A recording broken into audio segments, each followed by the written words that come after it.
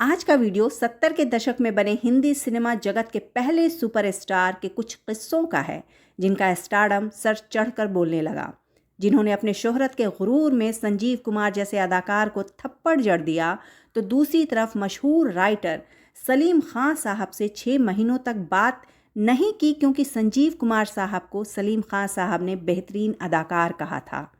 जी हाँ दोस्तों, आप बिल्कुल ठीक समझे। हिंदी फिल्म जगत के वो पहले सुपरस्टार राजेश खन्ना साहब ही थे। ऐसा नहीं था कि पब्लिक ने राजेश खन्ना से पहले किसी अदाकार को पसंद नहीं किया। बहुत सारे अदाकार ऐसे थे जिन्हें सर आंखों पर बिठाया गया था, लेकिन 3 सालों में लगातार 15 हिट फिल्में, जो कि एक रिकॉर्ड था, राजेश खन्ना को सुपरस्टार के तख्त पर बिठा दिया। राजेश खन्ना को सुपरस्टार का खिताब एक महिला पत्रकार ने दिया था, जिनका नाम था दिव्यानी चौबल। इसके बाद राजेश खन्ना से स्टारडम संभाले नहीं संभला। कहा जाता है उन पर स्टारडम का जुनून इस हद तक सवार हो गया था कि वो किसी को कुछ नहीं समझते थे। खुद से बनाए घमंड और ईगो की ऊंची दीवारों के बीच सुपरस्टार राजेश खन्ना को समझ ही नहीं आया कि वो सबसे ज़्यादा खुद के साथ ही गलत कर रहे थे। राजेश खन्ना जी के शक और घमंड का एक किस्सा संजीव कुमार जी के साथ भी रहा। फिल्म आपकी कसम के सेट पर जब संजीव कुमार जैसे बेमिसाल अदाकार को निजी रंजिशों की वजह से राजेश खन्ना साहब ने ज़ोरदार थप्पड़ लगा दिया था। ज़िंदगी के सफ़र में गुजर जाते हैं जो मुकाम, वो फिर नहीं आते, वो फिर नहीं आते। तजुर्बेकार अदाकार संजीव कुमार उर्फ हरिहर जेठालाल जरीवाला को 1970 से 1980 के दशक में हिंदी फिल्मों के अदाकारों की बुनियादी या रूढ़िवादी छवि को तोड़ने के लिए जाना जाता है। अपने आम आदमी के अक्स या छवि के साथ वो हिंदी फिल्मों के आला तरीन अदाकारों में एक थे। दिल ढूंढता है, फिर वही फुर्सत के रात दिन। तो इस तरह राजेश खन्ना और संजीव कुमार दोनों ही अपने ज़माने के सुपरस्टार रह चुके हैं। दोनों ही अदाकारों की फिल्में खूब पसंद की जाती थीं, लेकिन दोनों एक दूसरे को आपसी रंजिशों की वजह से बिल्कुल भी पसंद नहीं करते थे। दरअसल राजेश खन्ना का नाम अंजू महेंद्रू से जोड़ा जाता था। रिपोर्ट्स के मुताबिक दोनों के रिश्ते के खुलेआम चर्चे हुआ करते थे, पर दिल फेंक राजेश खन्ना का रिश्ता अंजू महेंद्रू के साथ संजीव कुमार को पसंद नहीं था।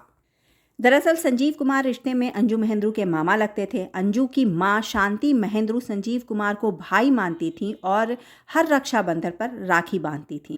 हालांकि राजेश खन्ना को ये लगता था कि अंजू का रिश्ता संजीव कुमार के साथ है, और राजेश खन्ना अपने शक के घेरे में इस कदर अंधे हो गए थे कि अंजू महेंद्रू के बार बार सच बताने के बाद भी वो नहीं समझे, और इस वजह से 1972 में अंजू से राजेश खन्ना का रिश्ता टूट गया। अंजू से ब्रेकअप के बाद राजेश खन्ना ने डिम्पल कपाड़िया से शादी कर ली थी। गौरतलब ये है कि 1972 में अंजू से अलग होने के कुछ सालों बाद फिल्म आपकी कसम के सेट पर राजेश खन्ना को किसी सीन के दौरान संजीव कुमार को थप्पड़ मारना था, जिसे राजेश खन्ना ने सच में संजीव कुमार को जोरदार थप्पड़ जड़ दिया था। संजीव कुमार साहब ने राजेश खन्ना को कुछ नहीं कहा, लेकिन उनके साथ कभी काम नहीं किया।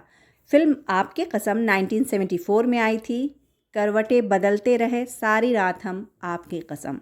संजीव कुमार को किस कदर नापसंद करते थे राजेश खन्ना, इसका अंदाज़ा आप इस दूसरे किस्से से भी लगा सकते हैं। राजेश खन्ना साहब सलीम खान साहब की काफ़ी इज्जत किया करते थे और उनसे काफ़ी अच्छी बॉन्डिंग भी थी, लेकिन एक बार सलीम खान साहब ने एक मैगज़ीन आर्टिकल में संजीव कुमार की तारीफ़ कर दी, तो काका यानी राजेश खन्ना साहब उनसे नाराज़ हो गए।